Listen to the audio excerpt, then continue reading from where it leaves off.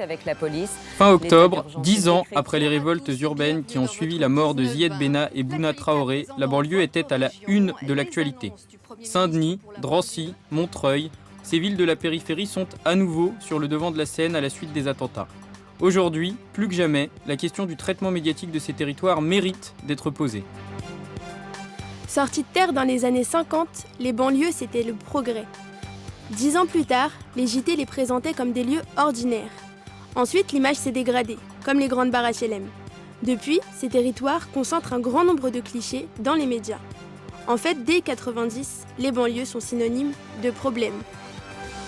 Ce problème des banlieues, il renvoie à tout un tas de questions qu'on ne va plus évoquer en tant que telles. Mais les banlieues vont concentrer à la fois des problèmes de logement, de pauvreté, de chômage, d'immigration. On parle un petit peu d'islam à partir de ce moment-là aussi. Et donc ça cristallise les choses.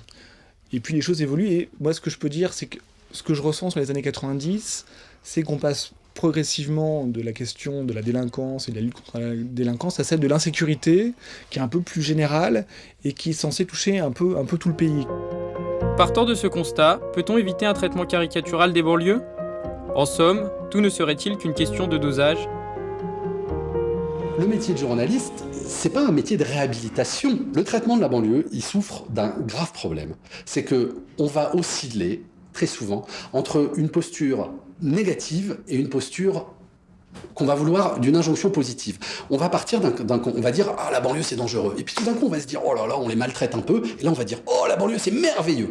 Et on va aller faire n'importe quoi dans un sens et dans l'autre pour illustrer nos préjugés. Et c'est ça le risque du traitement médiatique de ces territoires. C'est que c'est des territoires qui laissent la place à plus de préjugés que les autres.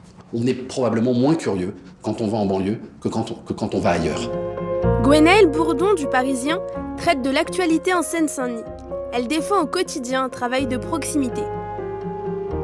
Il y a un journalisme de proximité, enfin moi c'est celui que je connais en tout cas, qui est donc pas un journalisme de banlieue, mais qui est un journalisme localier. Donc on s'attache à des villes, à des territoires, à des populations. Et donc c'est un journalisme qui nécessite d'aller à la rencontre des gens ordinaires, quoi. Moi, ça fait 10 ans que je travaille en Seine-Saint-Denis. Je suis confrontée au même problème que peut rencontrer un journaliste qui travaille dans la Creuse quand il essaye de recouper des informations, quand il se fait claquer la porte au nez par des gens qui n'aiment pas les journalistes, parce que ça, c'est pas réservé à la Seine-Saint-Denis. Je crois qu'il y aura une évolution importante quand on fera un reportage sur un sujet aussi ordinaire que la grippe ou ce qu'on fait pendant les vacances. On ira tendre son micro à des gens qui habitent tel ou tel quartier. Et donc, on les traitera finalement comme des Français ordinaires qui ont des problèmes ordinaires, qui sont un peu ceux de monsieur tout le monde. Pour la journaliste du Parisien, les récents attentats représentent un risque pour l'image des quartiers.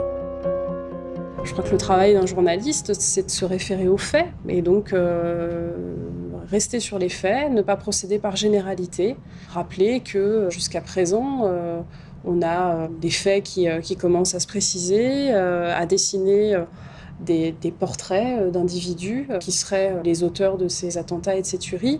Et ces portraits, c'est nécessairement des portraits qui sont complexes, qui ne peuvent pas se résumer à une adresse, à une origine, à une couleur de peau, à une religion.